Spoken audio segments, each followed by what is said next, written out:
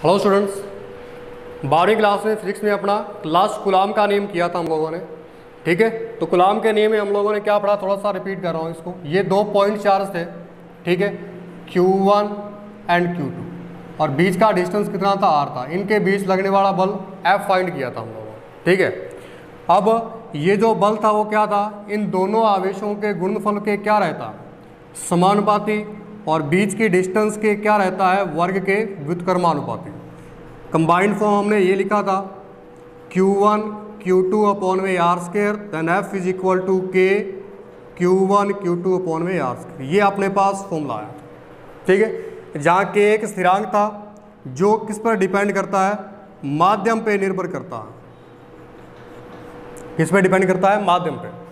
अब K की value माध्यम के लिए होती है 4 पाई एप्सिलॉन, और निर्वात के लिए हम लोगों ने वैल्यू लिखी थी K की वैल्यू 1 अपॉन में 4 पाई एप्सिलॉन 0, और यहाँ से एप्सिलॉन 0 की वैल्यू फिक्स होती है 8.85 इंटू 10 की power minus 12 coulomb square upon में न्यूटन मीटर स्क्वायर।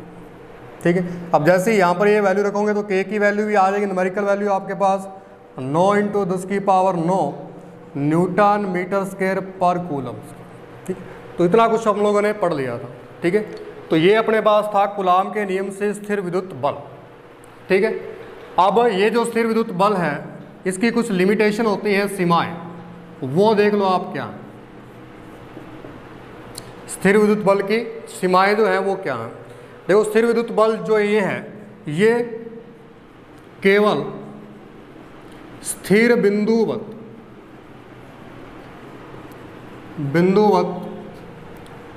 आवेशों के मध्य कार्य करता है। ठीक है, ये हमेशा किसके लिए, स्थिर बिंदुवत आवेशों के बीच ही कार्य करेगा। ठीक है, और लेकिन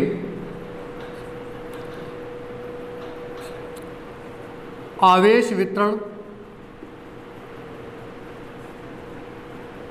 वितरण के लिए यह मान्य नहीं है। ठीक है, यानी कि ये केवल 2 पॉइंट चार्ज के बीच ही वर्क करता है। ठीक है, स्थिर विद्युत बल आप 2 पॉइंट चार्ज के लिए निकाल सकते हो। ठीक है, अगर मान लो आपके पास एक रेखा, इस पर आवेश समान रूप से वितरित है, इसके कारण आप बल नहीं निकाल सकते। इसके लिए अपने को अलग मेथड पढ़ना पड़ेगा। ठीक है, तो इसको नेक्स्ट लेसन में आगे पढ़ेंगे अपने, किस प्रकार से जब आवेश वितरित हो तो उसके लिए अपने बल और विद्युत क्षेत्र किस प्रकार से निकालते हैं।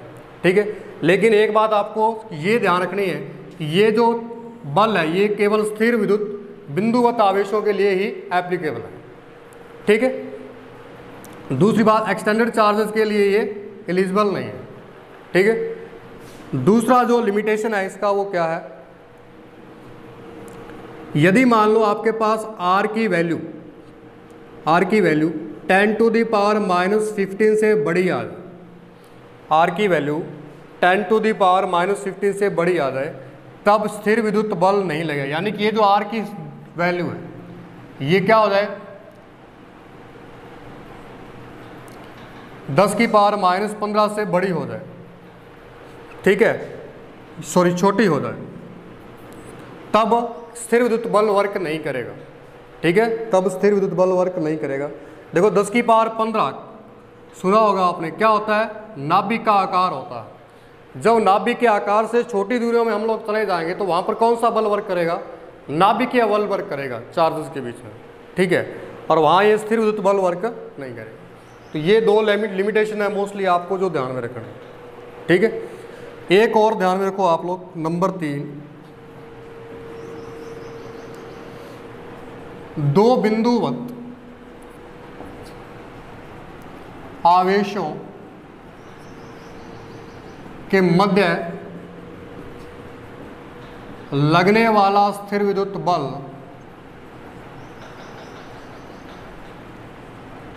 अन्य आवेशों की उपस्थिति पर निर्भर नहीं करता।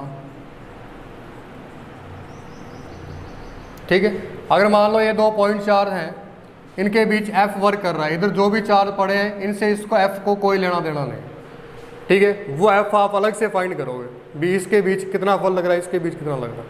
इनके बीच जो वो फोर्स लग रहा है वो इन चार्ज की उपस्थिति पर निर्भर नहीं करेगा, ठीक है। इसके लिए आप अध्यारोपण का सिद्धांत पढ़ेंगे, उस पर आपको और क्लियर हो जाएगा, ठीक है। प्रिंसिपल ऑफ सुपरपोजिशन आगे पढ़ेंगे अपने, ठीक है। एक बार आपको यह ध्यान रखना है कि दो बिंदुवत आवेशों के बीच लगने वाला जो स्थिर विद्युत बल है वो अन्य आवेशों की उपस्थिति पर निर्भर नहीं करता, ठीक है। तो ये कुछ लिमिटेशन जो आपको ध्यान में रखना है। जैसे फॉर्मूला आपको ये ध्यान में रखना है कि Q1 Q2 अपॉन में R, ठीक है। क्वेश्चन नंबर 1, मान लो 2 पॉइंट चार्ज आपके पास ये वाला, यहाँ जो चार्ज पड़ा हुआ है, ठीक है, इस पर जो आवेश है वो है 5 माइक्रोकूलम, ठीक है। और यहाँ पर जो चार्ज पड़ा हुआ है पॉइंट चार्ज, इस पर जो चार्ज है वो कितना है 2 माइक्रोकूलम, और इनके बीच का डिस्टेंस मान लो 1 मीटर। तो इनके मध्य लगने वाला स्थिर विद्युत बल ज्ञात करना है, ठीक है। इसके बीच लगने वाला स्थिर विद्युत बल ज्ञात करना है। तो क्या होगा स्थिर विद्युत बल, F बराबर फॉर्मूला आपको ध्यान में है Q1 Q2 अपॉन में R², ठीक है। सबसे पहले तो Q1 की वैल्यू कितनी है अपने पास, Q1 कितना है 5 माइक्रोकूलम। इस माइक्रोकूलम को कूलम में चेंज करोगे तो कितना आ जाएगा, ये 5 × 10⁻⁻6 कूलम। Q2 की वैल्यू कितनी 2 माइक्रोकूलम, इसको चेंज करोगे तो कितना हो जाएगा 2 × 10⁻⁻6 कूलम। अब इसकी वैल्यूज पुट कर दो, K का मान आप जानते हो कितना है 9 × 10⁹, ठीक है। ये किसकी वैल्यू होती है, K की value newton metre square upon में कूलम्स, और R आपको दे रखा है कितना 1 मीटर। ये सारी वैल्यूज इसमें पुट करोगे तो फोर्स की वैल्यू आपके पास आ जाएगी 9 × 10⁹, Q1 की 5 × 10⁻⁻6, Q2 की 2 × 10⁻⁻6 अपॉन में R की वैल्यू 1 की स्क्वायर करोगे तो कितना आएगा 1 ही आएगा। इस पूरे को सॉल्व कर लोगे आप, 9 का 9, 5 दूनी 10, फिर 10⁻9 है ये, 10⁻⁻6, 10⁻⁻6 कितनी हो जाएगी 10⁻⁻12। तो आपके पास आ गया 10⁻9 × 10⁻⁻12, ठीक है। इसको और सॉल्व कर लो आप, 9 × 10⁻1 ये रही और 9 ये रही, तो 10 की पावर कितनी हो जाएगी ये 10 × 10⁻12। इसको सॉल्व करोगे तो F बराबर कितना आ जाएगा 9 × प्लस का 10 माइनस का 12 कितना हो जाएगा माइनस का 2, कितना हो जाएगा माइनस का 2। ये आ जाएगा आपके पास इनके बीच लगने वाला न्यूटन, ठीक। तो इस प्रकार से आपको कैलकुलेट करना है, ठीक है। और न्यूमेरिकल देखो, अब कई बार क्वेश्चन ये पूछा जाता है यदि आवेशों के मध्य की दूरी, क्वेश्चन नंबर 2, मध्य की दूरी आधी कर दी जाए तो उन बिंदुवत आवेशों के मध्य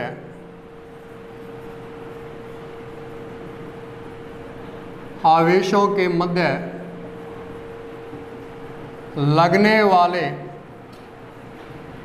बल पर क्या प्रभाव पड़ेगा।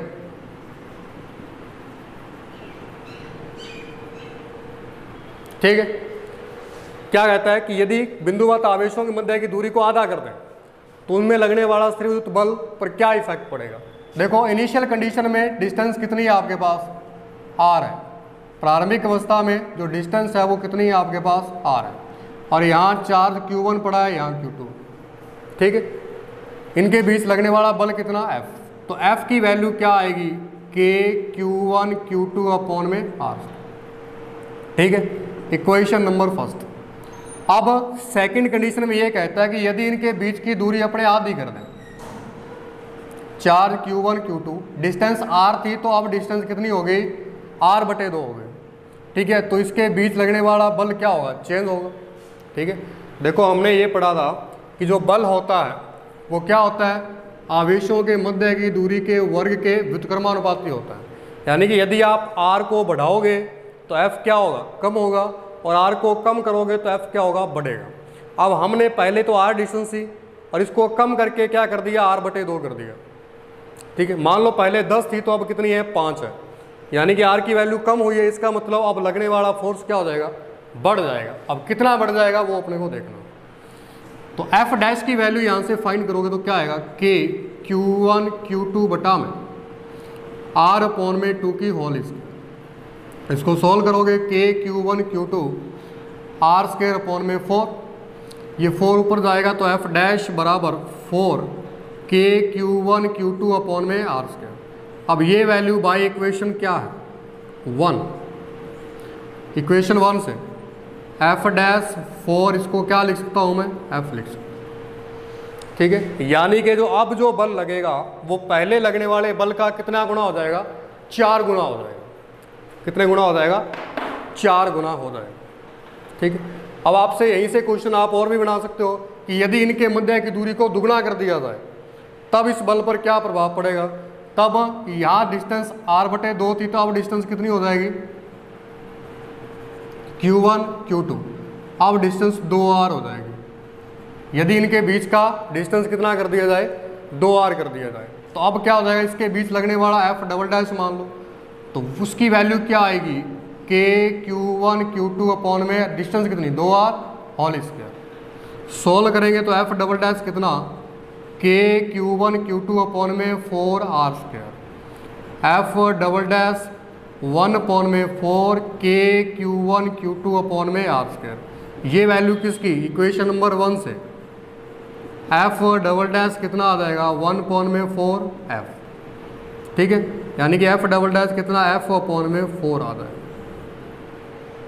यानी कि लगने वाला बल क्या हो जाएगा, कम हो जाएगा, 1/4। ठीक है, तो इस प्रकार से हम बल निकाल सकते हैं कंपैरिजन करके। इसके अलावा हम लोगों ने दूरी को बढ़ाया या घटाया, इसके अलावा आपसे ये चार्ज की वैल्यू कम या ज़्यादा भी पूछ सकता है। ठीक है, अब यदि ये कह दे कि यदि Q2 चार्ज को दुगना कर दिया जाए तब बल पर क्या प्रभाव पड़ेगा। ठीक है, अब हम जानते हैं यदि आवेश है, आवेश पर बल का क्या प्रभाव पड़ता है कि Q1 Q2 के समानुपाती होता है। यदि आप Q1 Q2 में से किसी भी एक को बढ़ाओगे तो F की वैल्यू क्या होगी, बढ़ जाएगी। अगर Q1 Q2 में से किसी को कम करोगे तो F की वैल्यू कम हो जाएगी। ठीक है, इसी के जैसा उदाहरण देखना चाहो तो मान लो आपके पास पहले जो चार्ज था Q2 था। ठीक है, अब इसको चेंज करके 2Q2 कर दिया आपने। ठीक है, सेकंड केस में तो इनके बीच लगने वाला बल क्या होगा, एफ ट्रिपल डैश मान लो अपने, थोड़ा सा चेंज हो, इसी के अंदर कर रहे हैं अपने, तो ये क्या हो जाएगा, के Q1। दूसरा बल अब कितना हो गया, 2Q2 हो गया, और बीच का डिस्टेंस नो चेंज, r²। तो एफ ट्रिपल डैश क्या हो जाएगा, 2 के Q1 Q2 में r²। अब इसकी वैल्यू आप इक्वेशन नंबर 1 से जानते ही हो, बाय 1, तो एफ ट्रिपल डैश क्या हो जाएगा अपना, 2f। यानी कि इनिशियल फोर्स का कितना हो जाएगा, ट्वाइस हो जाएगा। यानी कि जो पहले बल लग रहा था उसका क्या हो जाएगा, दुगना हो जाएगा, क्योंकि Q2 की वैल्यू को बढ़ाया है आपने। ठीक है, तो f की वैल्यू क्या हो जाएगी, बढ़ जाएगी। तो इस प्रकार से कुछ इस पर न्यूमेरिकल आ सकते हैं। ठीक है, अब एक क्वेश्चन आता है कि एक चार्ज Q है। ठीक है, इसको 2 पार्ट में डिवाइड कर दिया आपने। कितने पार्ट में, 2 पार्ट में डिवाइड कर दिया। इस प्रकार से डिवाइड किया आपने Q1 Q2 के रूप में। ठीक है, कि इनके मध्य लगने वाला जो बल है वो क्या हो गया, मैक्सिमम हो गया, अधिकतम। तो इन आवेशों के मान याद करना है, Q1 एंड Q2 की वैल्यू फाइंड करने हैं। ठीक है, ये क्वेश्चन है 3 कि एक आवेश Q को इस प्रकार से 2 भागों में बांटा गया कि उनके मध्य लगने वाला जो बल है वो क्या है, अधिकतम। ठीक है, और अधिकतम और न्यूनतम की कंडीशन आपको ध्यान में रखनी है। किसी भी चीज़ का मैक्सिमम और मिनिमम निकालते हैं तो उसका डिफरेंशियल कितना होता है, 0 होता है। ये आपको ध्यान में रखना, कितना होता है, 0 होता है। अब Q चार्ज को 2 पार्ट में डिवाइड किया। मान लो Q1 x है तो Q2 कितना हो जाएगा, Q माइनस x हो जाएगा। टोटल चार्ज कितना है, q है, q1 x आया मान लो, तो ये कितना आ जाएगा, q माइनस एक्स हो जाएगा। अब इसके बीच लगने वाला फोर्स देख लो आप, F बराबर क्या होगा, k q1 q2 अपॉन में r square. F k q1 कितना आपके पास x है और ये q माइनस एक्स अपॉन में आर स्क्वायर। अब ये जो बल है वो क्या है, मैक्सिमम है। अब अधिकतम है तो इसका अवकलन कितना होगा, 0 के बराबर। तो इसका डिफरेंशियल कर दो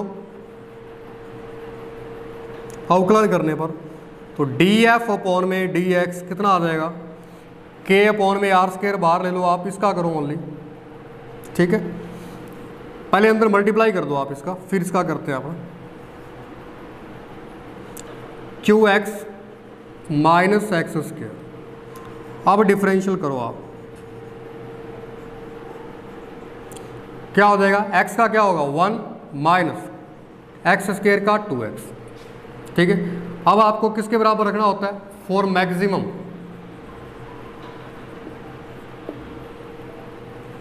डेल एफ अपॉन में डेल एक्स बराबर 0। इसकी वैल्यू ये है, इसको 0 के बराबर रखोगे, q माइनस 2x बराबर 0, ये इधर जाएगा तो सारा 0 हो जाएगा, q माइनस 2x बराबर 0, तो 2x बराबर q, तो x बराबर कितना आ गया, q/2, ठीक है। तो पहला चार्ज q1 कितना हो जाएगा, q/2, और यहाँ पर q2 कितना हो जाएगा, q माइनस एक्स की वैल्यू q/2, तो ये भी कितना q/, यानी ये हाफ हाफ डिवाइड करेंगे तब इनके बीच लगने वाला फोर्स क्या होगा, मैक्सिमम होगा, ठीक है। तो इस बात का आपको ध्यान रखें। तो इस प्रकार से कुछ न्यूमेरिकल आ जाते हैं। कूलाम का जो नियम है, जो स्थिर विद्युत बल है, इसकी गुरुत्वाकर्षण बल से तुलना करते हैं अपन, ठीक है। गुरुत्वाकर्षण बल से तुलना,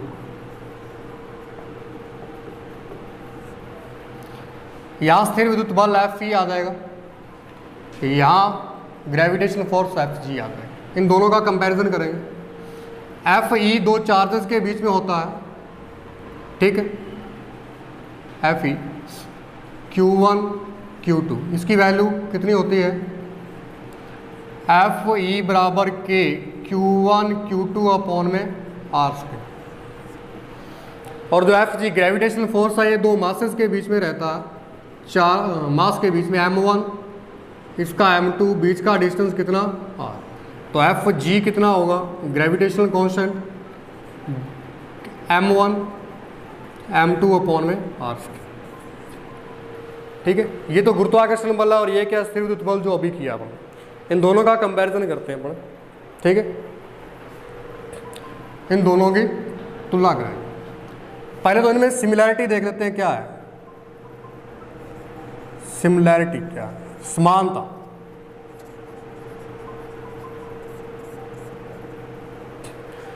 पहले इन दोनों में समानता देखेंगे क्या है, ठीक है। देखो जो Fe फोर्स है, ये क्या है, एक केंद्रीय बल है, और ये भी क्या है, एक केंद्रीय बल है। केंद्रीय बल कौन से होते हैं, जो डिस्टेंस के क्या हो, इनवर्सली प्रोपोर्शनल टू होते हैं। ये डिस्टेंस के क्या है, इनवर्सली प्रोपोर्शनल टू 1 अपॉन में आर स्क्वायर, यहाँ भी 1 अपॉन में आर स्क्वायर। तो कौन से हैं, केंद्रीय बल। जो डिस्टेंस के इनवर्सली प्रोपोर्शनल टू हो या डिस्टेंस पर निर्भर करते हो, वो कौन से होते हैं, सेंट्रल फोर्स होते हैं। तो ये भी केंद्रीय बल है, और ये भी क्या है, केंद्रीय बल है। दूसरी बात, ये संरक्षी बल है, कंजर्व्ड है ये, और ये भी क्या है, संरक्षी बल है। यह आपने 11th क्लास में आपको अच्छे से बताया था, संरक्षी असंरक्षी बल कौन से होते हैं, जो पथ पे निर्भर करते हैं और जो पथ पे निर्भर नहीं करते, ठीक है। संरक्षी असंरक्षी बलों में डिवाइड किया गया। तो ये इन दोनों में सिमिलैरिटी होती है। इसके बाद असमानता देखते हैं अपने, क्या है असमानता, क्या है। देखो जो स्थिर विद्युत बल है, ये आकर्षण प्लस प्रतिकर्षण दोनों ही नेचर का है। ये आकर्षण और प्रतिकर्षण दोनों ही प्रकृति का है। और ये जो है, ये क्या है, सिर्फ आकर्षण की प्रकृति की, यानी ये दो मासेस को अट्रैक्ट करता है, यानी कि आकर्षण की नेचर का है। और ये क्या है, आकर्षण भी होता है इनमें और प्रतिकर्षण भी होता है, ठीक है। नेक्स्ट, इसमें जो कांस्टेंट के आता है, इसमें जो कांस्टेंट के आता है ये माध्यम पे निर्भर करता है, निर्भर करता, ठीक है, जिसकी वैल्यू होती है 9 × 10 की वैक्यूम के लिए, निर्वात के लिए इसकी वैल्यू कितनी होती है 9 × 10 की पावर 9, ठीक है, न्यूटन मीटर स्क्वायर पर कूलम। और इसमें जो ग्रेविटेशनल कांस्टेंट जी आता है इसका मान निश्चित होता है, यानी कि ये मीडियम पे डिपेंड नहीं करता। जी की वैल्यू होती है 6.67 × 10 की power -11 newton metre square upon में केजी स्क्वायर, ये जी की वैल्यू होती है, ठीक है। इन दोनों की तुलना कर रहे हैं अपने। इसके बाद बात करते हैं अपने इनके स्ट्रेंथ की। इन दोनों में से बड़ा फोर्स कौन सा होता है, तो यहां से आप देख के बताओ बड़ा फोर्स कौन सा होगा। देखो यहां जो के कांस्टेंट आ रहा है वैक्यूम के लिए कितना आ रहा है 9 × 10 की पावर 9 प्लस का 9, यानी कि बहुत बड़ी है के की वैल्यू। इसके बाद जो जी के अंदर जी की वैल्यू है वो क्या है 6.67 10 की पावर -11, यानी कि बहुत ही छोटी वैल्यू है। इसका मतलब जो एफ इलेक्ट्रिक है वो बहुत ही बड़ा होता है, किससे, एफ ग्रेविटेशनल से, ठीक है। F electric force F gravitational से क्या होता है, बड़ा होता है, ठीक है। इसको अपने एक न्यूमेरिकल से समझ लेंगे कि कितना बड़ा होता है, ठीक है। एक बार इस कंपैरिजन समझ आया आपको, ठीक है। ये इसका फॉर्मूला होता है स्थिर विद्युत बल का, ये कूलाम के नियम से गुरुत्वाकर्षण बल का, ठीक है। ये भी केंद्रीय बल, ये भी केंद्रीय बल, ये संरक्षीय और ये भी संरक्षीय। इसके अलावा इसकी असमानता, ये आकर्षण और प्रतिकर्षण दोनों नेचर रखता है और ये सिर्फ आकर्षण की रखता है। ये जो के की वैल्यू इसमें आती है वो किस पे डिपेंड करती है, मीडियम पे, और इसकी वैल्यू फिक्स होती है कितनी 6.67 10 की पावर -11। इसके अलावा एफ इलेक्ट्रिक फोर्स है वो ग्रेविटेशन से क्या रहता है, बड़ा रहता है, ठीक है। तो ये इसकी थी तुलना। अब इसमें लास्ट न्यूमेरिकल कर लेते हैं अपने, उससे आपको थोड़ा आइडिया हो जाएगा। मान लो स्पेस में 2 इलेक्ट्रॉन पड़े हुए हैं, ये इलेक्ट्रॉन पड़े हुए हैं, ठीक है, इनके बीच का डिस्टेंस r है। इनके बीच लगने वाला स्थिर विद्युत बल और ग्रेविटेशनल फोर्स की तुलना करनी है आप,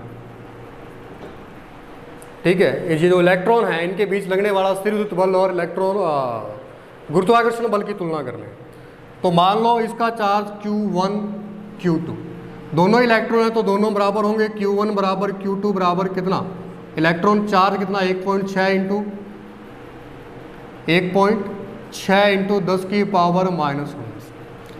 अब गुरुत्वाकर्षण बल जब भी आप लगाओगे तो उसमें आपको मास चाहिए होता है, तो इसका मास कितना है me है, इसका भी कितना है me, इलेक्ट्रॉन का ही है, तो m1 बराबर m2 कितना me कितना होता है 9.1 × 10 की पावर -31 किलोग्राम, और ये कुल बीच का डिस्टेंस r ले लिया आपने, ठीक है। तो सबसे पहले एफ इलेक्ट्रिक निकालने अपने कितना होगा, ये इसका फॉर्मूला के Q1 Q2 अपॉन में r स्क्वायर, के Q1 Q2 की वैल्यू कितनी है E है, तो E स्क्वायर अपॉन में r square, equation number first दे दोगे। अब एफ जी निकालोगे, ये क्या होता है G m1 m2 अपॉन में r स्क्वायर, एफ जी बराबर m1 m2 दोनों बराबर हैं किसके, इक्वल me के, तो me स्क्वायर अपॉन में r स्क्वायर, इक्वेशन नंबर 2। अब समीकरण 1 में 2 का डिवाइड कर दो, कंपैरिजन करना है तो एफ ई अपॉन में एफ जी, तो ये के ई स्क्वायर अपॉन में r स्क्वायर, ये आएगा G M E square upon में r स्क्वायर से r स्क्वायर क्या हो जाएगा, कैंसिल हो जाएगा। बचा क्या अपने पास एफ ई अपॉन में F G, k e square upon में जी एम ई स्क्वायर। इन सभी की वैल्यू रखो आप लोग, के की वैल्यू 9 × 10 की पावर 9 और ई की value 1.6 × 10 to the power -90 square, और जी की वैल्यू 6.67 × 10 की पावर -11, और एम ई की वैल्यू 9.1 × 10 टू द पावर -31 की होल स्क्वायर। इस पूरे को आप लोग सॉल्व करोगे, ठीक है। और सॉल्व करने के बाद 10 टू दी पावर के रूप में देख लेते हैं अपने पास कुछ इस प्रकार से सॉल्यूशन मिलेगा आपको अप्रोक्सीमेट वैल्यू। इस पूरे को सॉल्व करें 10 की पावर 41, ठीक है, 41 या 42 तक आएगा, ठीक है। अब यहाँ से आप आइडिया लगा सकते हो को एफ ई बराबर क्या हो जाएगा 10 की पावर 41 एफ जी। तो यहाँ से आप कंपैरिजन कर सकते हो कि गुरुत्वाकर्षण बल से एफ इलेक्ट्रिक कितना बड़ा, 10 की पावर 41 गुना बड़ा है, ठीक है। यानी कि एफ जी के आगे 10 1 के आगे 41 जीरो लगेंगे, यानी कि बहुत ही ज़्यादा होता है इसका, ठीक है। तो ये था इनका कंपैरिजन, ठीक है। कल अपने करेंगे कूलॉम के नियम का वेक्टर फॉर्म और प्रिंसिपल ऑफ सुपरपोजिशन। आज के लिए इतना ही, थैंक यू।